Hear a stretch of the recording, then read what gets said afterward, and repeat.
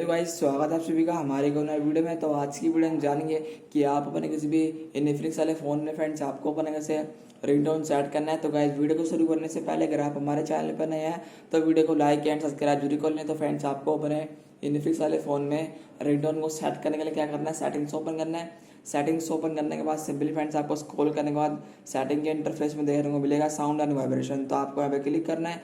Click करने के बाद फ्रेंड्स आपको स्क्रॉल करने के बाद यहाँ पे दिखता है सिम वन रिंगटोन। तो आपको यहाँ पे क्लिक करना है। क्लिक करने के बाद फ्रेंड्स यहाँ पे आ चुके हैं आपके रिंगटोन। तो फ्रेंड्स आपको रिंगटोन को सेट करने के लिए क्या करना है, किसी एक रिंगटोन पे क्लिक करना है।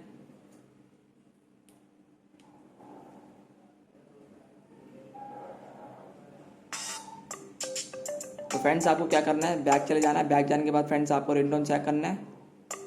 फ्रेंड्स यहाँ पे आपका रिंगटोन सेट हो चुका है। तो इस तरीके से फ्रेंड्स आपको इनफिनिक्स वाले फ़ोन में रिंगटोन सेट कर लेना है। तो मैं मिलता हूँ नेक्स्ट वीडियो में। Bye bye guys.